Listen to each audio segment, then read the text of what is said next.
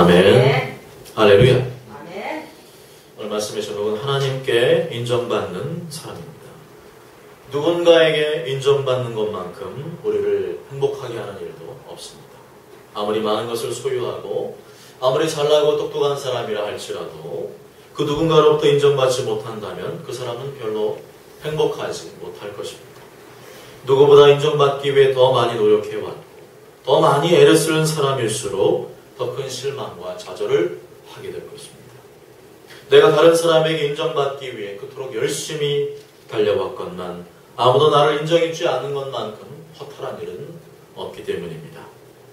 반대로 아무리 가진 것이 없어도 아무리 남들 앞에 내세울 만한 것이 없어도 많은 사람들이 나를 인정해주고 사랑해준다면 그 사람은 좌절하지 않을 것입니다. 행복할 것입니다. 왜 사람들이 노숙자가 되고 우발적인 범죄를 저지르고 우울증에 빠지고 자살을 택합니까? 아무도 나를 인정해주지 않기 때문입니다. 최후의 보루인 나의 가족마저도 나에게서 등을 돌렸기 때문입니다. 이런 사람은 살아갈 의욕과 소망을 잃게 되고 우울증과 자살 충동, 각종 중독에 빠질 확률이 높습니다. 어떻습니까? 누군가로부터 인정받느냐 못 받느냐의 문제는 단순한 문제가 아니라 더 이상 내가 살 것인가 말 것인가 하는 그런 아주 중대한 문제라고 할 수 있습니다. 오늘 본문에 나오는 중풍병자는 사람들에게 인정받지 못할 만한 사람이었습니다. 중풍병에 걸린 사람이 다른 사람들에게 인정받을 만한 조건이 뭐가 있겠습니까? 공부를 할 수 있습니까? 돈을 벌 수 있습니까? 교회 나가서 신앙생활을 할 수 있습니까? 그럼에도 불구하고 오늘 본문을 보면 중풍병자는 나름대로 인정받는 사람이었습니다. 그것을 어떻게 알 수 있을까요? 3절에 보니까 사람들이 그를 운반하여 데려오고 있습니다. 어려울 때 한 사람의 충고만 있어도 큰 힘이 되는데 중풍병자를 위해 4사람이 달라붙어서 그 사람을 침상째로 어깨에 메고 예수님께로 데려갔습니다. 저 사람 살아야 되는데 아깝다는 생각이 들었기 때문에 4사람이 침상을 들쳐매고 오는 것이 아니었겠습니까? 저 인간 뭐 저렇게 오래 살아 하는 생각이 들었다면 저렇게 어깨에 들쳐매고 예수님께로 데려오지 않았을 겁니다. 게다가 예수님이 머무신 집에는 사람들이 너무나 많았어요. 보통 사람 같으면 에이 뭐 이렇게 사람이 많아 별 방법이 없네 그냥 집으로 돌아가자 했을 것입니다. 그런데 이 중풍병자가 누구이길래 지붕을 뜯어서라도 예수님 앞에 그 침상을 내려준 것입니까? 이러고 볼 때 중풍병자는 불편한 몸이었지만 행복한 사람이었습니다. 끊임없는 애정과 사랑으로 자신의 존재를 인정해주는 사람들이 곁에 있었기 때문입니다. 한편 오늘 본문에 나오는 중풍병자가 어떤 사람인지 구체적으로는 나와 있지 않습니다. 그렇지만 말씀을 살펴보면 믿음이 있었던 사람인 것은 분명합니다. 5절에 보면 예수께서 그들의 믿음을 보시고 여기서 그들의 믿음은 중풍병자의 믿음을 포함한 믿음이었습니다. 사람이 인정해주는 것은 변덕스럽고 순수하지 못할 때가 많습니다. 그렇지만 예수님이 인정해주시는 것은 보증수표와 같습니다. 예수님이 바로 이 중풍병자의 믿음을 인정해 주셨던 것입니다. 사랑하는 여러분, 사람들은 날 멀리하고 인정해 주지 않을 때가 있습니다. 그럴 때일수록 예수님을 바라보시기 바랍니다. 중풍병자처럼 예수님께 다가가시기 바랍니다. 누가 뭐래도 나의 믿음이 예수님께 인정받기만 하면 살 길이 열리는 줄 믿으시길 바랍니다. 그렇다면 우리가 하나님께 인정받는 사람이 되려면 구체적으로 어떻게 해야 되겠습니까? 오늘 말씀을 통해 살펴보겠습니다.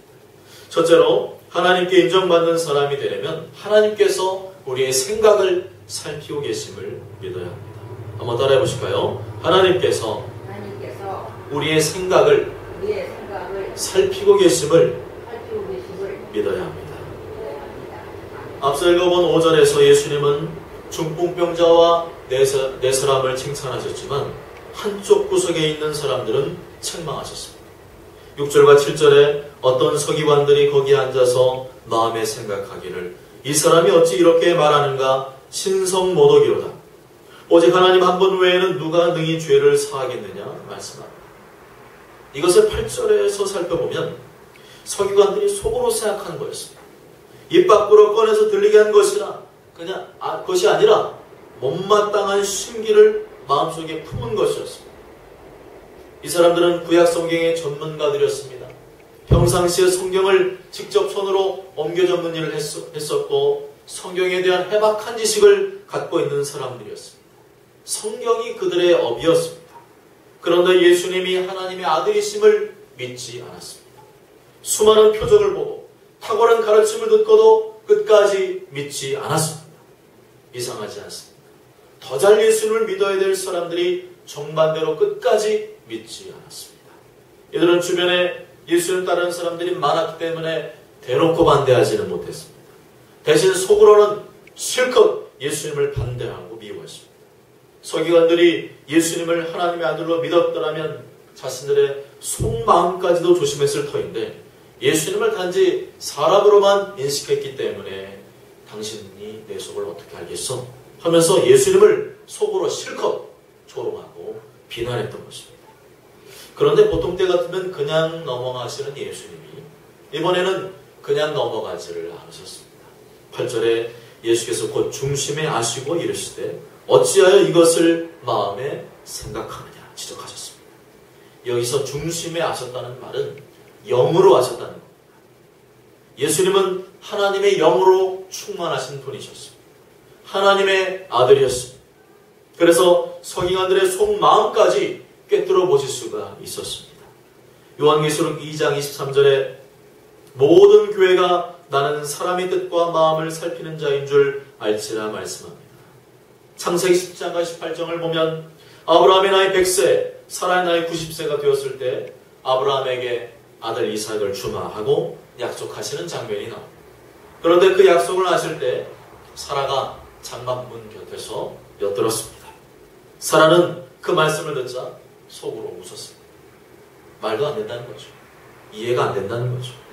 90이 넘은 할머니에게 아들이 생긴다는 것은 있을 수 없다는 겁니다. 창세기 18장 12절에 사라가 속으로 웃고 이르되 내가 노쇠하였고 내 주인도 늙었으니 내게 무슨 즐거움이 있으리요? 라고 말씀합니다. 그런데 문제는 사라가 웃으며 속으로 중얼중얼하는 것을 하나님이 다 들으셨습니다. 더욱 당혹스러운 일은 하나님이 그냥 넘어가시지 아니하시고 따져 물으셨습니다. 창세기 18장 13절 14절에 여호와께서 아브라함에게 이르시되 사라가 왜 웃으며 이르기를 내가 늙었거늘 어떻게 아들을 낳으려 하느냐 여호와께서 능하지 못한 일이 있겠느냐 기한 이를 때에 내가 내게로 돌아오리니 사라에게 아들이 있으리라. 그런데 문제는 사라는 자신이 한 일에 대해서 반성하지 않습니다. 끝까지 오리발을 내밀었습니다. 사라가 두려워서 부인하여 이르되 내가 웃지 아니하였나이다. 이르시되 아니라 내가 웃었느니라. 사라의 믿음은 이런 걸 때 하나님을 온전히 두려워하지 않았습니다. 하나님을 정말 의식하는 신앙은 아니었습니다.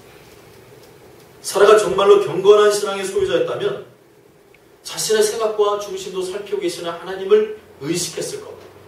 그리고 두려운 마음을 가졌을 겁니다. 그렇게 속으로 쉽게 하나님의 말씀에 대해서 비웃거나 그렇게 하나님 또 물으셨을 때 거짓말하지는 않았을 겁니다. 사랑하는 여러분, 하나님께 인정받는 사람이 되기를 원하십니까? 그렇다면 코람데오의 신앙을 가지시기 바랍니다. 코람데오란 하나님 앞에서 사람이 보든지 안 보든지 간에 언제 어디서나 깨끗하고 정결한 마음을 품고 사시기를 바랍니다. 그러면 인정받습니다. 여전히 누군가를 미워하고 악한 감정을 품고 있다면 속히 하나님 앞에서 회개하십시오. 하나님은 알고 계십니다. 말로 지은 죄, 행동으로 지은 죄뿐만 아니라 속으로 품은 죄까지 죄로 보고 계시고 우리 주님은 이 모든 것을 감찰하고 계시는 분임을 믿으시기를 바랍니다. 둘째로 하나님께 인정받는 사람이 되려면 삼위일체 하나님께서 우리의 죄를 용서해 주시는 분임을 믿어야 합니다. 따라해 보실까요? 하나님께서 우리의 죄를 용서해 주시는 분임을 믿어야 합니다. 7절의 서기관들이 이렇게 말합니다. 이 사람이 어찌 이렇게 말하는가? 신성모독이로다. 오직 하나님 한 분 외에는 누가 능히 죄를 사하겠느냐 말을 합니다. 서기관들의 신학적인 지식은 일면 옳은 것이었습니다. 오직 하나님 한 분만이 죄를 용서하실 권세가 있다는 말은 맞는 말이었습니다. 그러나 온전하지는 않았습니다. 부분적으로만 알고 있었습니다. 하나님이 말씀하신 성경 지식을 온전히 이해하지 못하고 부분적으로만 알고 있으니까 자꾸만 예수님하고 부딪힘이 생겼습니다. 그로 인해서 성자 예수님을 하나님으로 받아들이기가 어려웠습니다. 지금의 많은 이단들도 삼위일체 하나님을 믿지 않습니다. 단지 성부 하나님만을 믿습니다. 한 분이면 한 분이지 새 위격이 한 분이라는 말은 도저히 이해할 수 없다는 겁니다. 단지 예수님을 공자나 소크라테스처럼 훌륭한 도덕선생이나 선지자 정도는 인정해 줄 수 있지만 절대로 하나님의 아들로는 인정해 주지 못하겠다는 겁니다. 지금의 유대교, 이슬람교, 여호와의 통일교, 신천지, 안산홍 증인은 다 그렇습니다. 이들은 인간의 머리로 이해가 되어야만 받아들이겠다고 하는 지성주의자들이라고 할 수 있습니다. 성경은 하나님 말씀이기 때문에 그렇지만 인간의 머리와 지식으로만으로 온전하게 이해하기 어려운 부분들이 많이 있습니다. 성경보다도 자신의 생각이나 판단을 위에 두면 자꾸 엉뚱한 소리를 하게 됩니다. 성경을 거슬러서 말하게 됩니다. 하나님의 가르침보다 자신의 생각을 주장하게 됩니다. 그것이 인간의 귀에 대고 설명하기는 좋을지 몰라도 성경의 가르침을 자꾸만 왜곡하기 때문에 스스로 이단이 되는 것입니다. 베드로서 3장 16절에 무식한 자들과 굳세지 못한 자들이 다른 성경과 같이 것도 억지로 풀다가 스스로 멸망에 이르느니라. 2000년 기독교 역사 통틀어 볼 때 수많은 논쟁이 있었습니다. 하나님 말씀에 비춰볼 때 이게 맞냐 저게 맞냐 온갖 논쟁이 있었습니다. 그리고 최종적으로 우리에게 주어진 교리가 있는데 그게 바로 정통교리입니다. 그런데 이단들은 이거를 지금도 부인합니다. 어렵고 난해한 성경 구절만 끄집어내서 마치 자기들만이 새로운 진리를 깨달은 것인 양 미혹하며 주장합니다. 이 사람들이 바로 이단 싸임입니다. 당시 서기관들 역시 자신들의 생각과 판단 교리만을 고집했습니다. 하나님 하면 성부 하나님만을 의미하는 줄 알았습니다. 하나님은 한 분이라는 의미를 제대로 이해하지 못하니까 예수님을 하나님으로 인정하지 못했던 겁니다. 하나님은 삼일체로 존재하시는 한 분 하나님이십니다. 삼이란 말은 제1의 위격에 계신 성부 하나님, 제2의 위격에 계신 성자 예수님, 제3의 위격에 계신 성령 하나님을 말합니다. 이 세 위격이 완벽하게 연합하여 하나를 이루고 계시기 때문에 삼위일체 하나님, 오직 한 분이신 하나님이라고 말하는 겁니다. 요한복음 10장 30절에 나와 아버지는 하나이니라. 38절에 아버지께서 내 안에 계시고 내가 아버지 안에 있음을 깨달아 알라고 말씀합니다. 이 밖에도 성경에는 삼위일체 하나님에 관하여 언급하는 구절이 여러 군데 있습니다. 그럼에도 불구하고 이단들은 끝까지 예수님을 하나님의 아들이라 인정하지 않고 있습니다. 예수님을 온 인류의 모든 죄를 짊어지시고 십자가에 죽으신 하나님의 아들로 믿지 않는다면 인간으로서 구원받을 만한 길이 어디 있습니까? 인간의 행위로 인간이 아무리 잘한다 그래도 죄와 허물로 얼룩져 있는데 누가 스스로 구원받을 수가 있습니까? 어떻게 인간의 문제를 완벽하게 해결받고 스스로 구원받을 수 있습니까? 사도행전 4장 12절에 다른 이로서는 구원을 받을 수 없나니 천하 사람 중에 구원을 받을 만한 다른 이름을 우리에게 주신 일이 없습니다. 아멘. 결국 예수님을 부정하는 자들은 자신들이 생각하는 또 다른 구원자를 만들어낼 수밖에 없습니다. 결국에는 그들이 말하는 구원자는 교주가 됩니다. 이게 얼마나 어리석고 답답한 일입니까? 예수님을 인정하지 않으면 그때부터 자꾸만 다른 거를 말하는 겁니다. 이러한 잘못된 신학적 지식은 서기관처럼 도리어 예수님을 모욕하고 거부하는 결과를 가져옵니다. 그것은 영혼 구원과 관련된 것이기 때문에 예수님은 서기관들의 잘못된 생각과 지식을 끄집어내어서 이를 바로잡으려고 하셨습니다. 8절에 그들이 속으로 이렇게 생각하는 줄을 예수께서 곧 중심에 하시고 이르시되 어찌하여 이것을 마음에 생각하느냐 중풍병자에게 내 죄사함을 받았느니라 하는 말과 일어나 내 상을 가지고 걸어가라는 말 중에 어느 것이 쉽겠느냐. 예수님은 자신이 하나님의 아들이심과 죄를 용서하는 권세가 있는 하나님이심을 증명해 보이셨습니다. 그 방법이 무엇입니까? 말로 하는 거였습니까? 더 많은 설득과 더 많은 주장을 나열하는 방식이었습니까? 아니었습니다. 예수님은 한 방에 다이렉트로 증명하셨습니다. 10절과 11절에 그러나 인자가 땅에서 죄를 사하는 권세가 있는 줄을 너희로 알게 하려 하노라 하시고 중풍병자에게 말씀하시되 내가 내게 이르노니 일어나 내 상을 가지고 집으로 가라. 그러자 12절에 그가 일어나 곧 상을 가지고 모든 사람 앞에서 나가거늘 그들이 다 놀라 하나님께 영광을 돌리며 이르되 우리가 이런 일을 도무지 보지 못하였다 하더라. 아멘. 예수님은 단번에 명령으로 당신이 하나님의 아들이심을 보여주셨습니다. 마치 천주교 신부들처럼 내가 너의 죄를 사하노라, 내가 너의 죄를 용서하노라 하면서 무능력한 말만 늘어놓은 것이 아니라 당신에게 죄 사할 권세가 있음을 직접 보여주셨습니다. 단지 말로만 할 수 있습니다. 내가 너의 죄를 용서하노라. 미친 척하면 누구나 다 할 수 있습니다. 말로 할 수 있습니다. 그러나 중풍병자를 향해서 일어나 내 상을 가지고 걸어가라 말하는 것은 못합니다. 예수님께서는 이렇게 당신에게 죄 사할 권세가 있음을 직접 명령하여 보여주셨습니다. 사랑 여러분, 무슨 죄인지는 모르지만 중풍병자에게는 해결되지 않은 죄의 문제가 있었습니다. 또한 그로 인해 발생한 질병의 문제가 있었습니다. 아무도 모릅니다. 그러나 하나님은 알고 그 사람도 알 수 있었을 겁니다. 그런데 예수님은 말씀 한마디로 단번에 해결해 주셨습니다. 할렐루야. 하나님은 그 어떤 인간이나 가톨릭 신부에게 죄 용서할 권세를 주신 일도 없고 그렇게 말한다고 해서 죄가 용서되는 게 아닙니다. 오로지 삼일체 하나님만이 우리의 죄를 용서하시는 분이신 줄 믿으시길 바랍니다.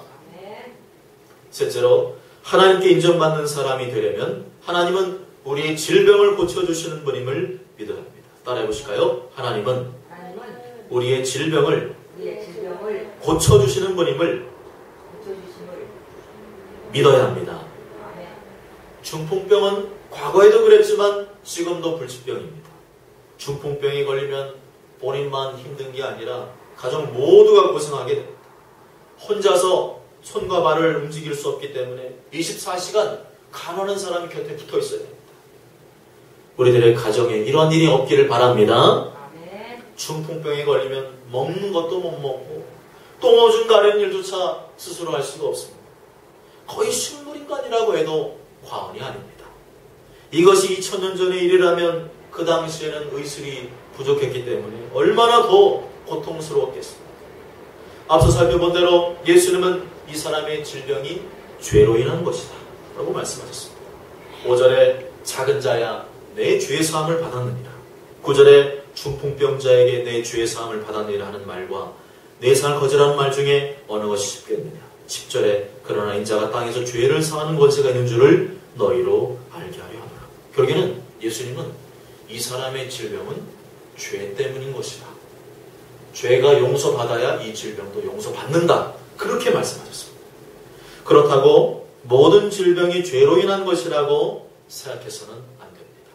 성경에서는 죄로 인한 질병도 있지만 그렇지 않은 것도 있다고 말씀하고 있기 때문입니다. 요한복음 11장에 보면 예수님의 친구 나사로가 병들어 죽는 장면이 나옵니다. 그런데 예수님은 이 병은 죽을 병이 아니라 하나님의 영광을 위하며 하나님의 아들이로 말미암아 영광을 받게 하려 함이라 말씀하고 있습니다. 하나님께서는 좋은 일뿐만 아니라 나쁜 일, 질병에 걸리는 일, 이런 일들을 통해서도 하나님의 영광을 드러내신다는 겁니다. 어떻게 영광을 드러내셨습니까? 갈 때까지 가게 하셨습니다. 갈 때까지. 나사로가 죽어서 시체 썩는 냄새가 날 때까지 내버려 두셨습니다.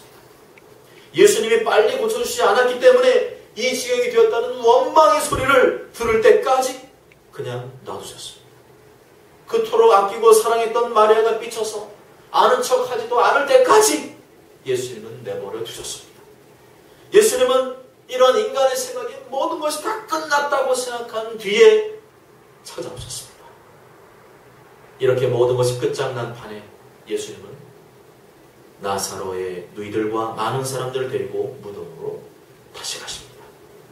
그러자 다시 슬픔에 잠겨 사람들은 울고 고군했습니다. 그러나 예수님은 그러한 분위기와는 전혀 상관없이 힘있게 말씀하셨습니다. 무덤에 돌을 옮겨 놓으라. 내 말이 네가 믿으면 하나님의 영광을 보리라 하지 아니하였느냐. 하신 후에 하늘 우러러 감사의 기도를 드리셨습니다. 이윽고 예수님은 큰 소리로 명령을 내리셨습니다. 나사로야 나오너라. 나사로야 나오너라. 그러자 무슨 일이 벌어졌습니까? 죽은 자가 수족을 배로 동인 채로 나오는데 그 얼굴은 수건에 쌓였더라. 예수께서 이르시되 풀어놓아 다니게 하라. 할렐루야. 또한 질병은 나이를 먹으면 자연적으로 생겨납니다. 수십 년을 사용했는데 고장나지 않는 기계 봤습니까? 못 봤습니다. 인간의 몸도 나이가 들면 자연스럽게 이것저것 아픈 것이 생겨나고 여러 가지 질병이 생겨날 수가 있습니다. 물론 이 모든 질병은 고통스럽고 힘든 일이지만 믿음 안에서 보면 무조건 나쁜 것은 아니란 사실을 기억해야 합니다. 중요한 것은 죄로 인한 것이든 하나님의 영광을 드러내기 위한 것이든 나이가 못 생기는 것이든 그 어떤 질병도 하나님은 고칠 수 있는 분임을 믿으시길 바랍니다. 전능하신 하나님은 우리의 고통도 손으로 바꾼 하나님이심을 믿으시길 바랍니다. 사랑하는 여러분, 믿음이 중요합니다. 믿음은 현실을 뛰어넘습니다. 문제를 뛰어넘습니다. 내 머리와 판단을 뛰어넘습니다. 그렇기 때문에 믿음이 중요합니다. 하나님은 우리의 치료자이십니다. 예수님은 우리에게 하나님 나라를 가르치시고 천국 복음을 전파하시며 그리고 뭘 하셨습니까? 모든 병과 약한 것을 고쳐주셨습니다. 할렐루야. 하나님이 왜 우리를 고쳐주셨습니까? 우리의 아버지이시기 때문입니다. 우리를 사랑하시기 때문입니다. 우리의 고통을 함께 치유하시기 때문입니다. 아멘. 모쪼록 저런 모두가 우리의 생각을 감찰하시는 하나님, 우리의 죄를 용서하시는 하나님, 우리의 연약함을 치료해주시는 하나님을 믿으심으로 말미암아 하나님께 인정받는 복된 삶을 살게 되시길 주님의 이름으로 간절히 축복합니다.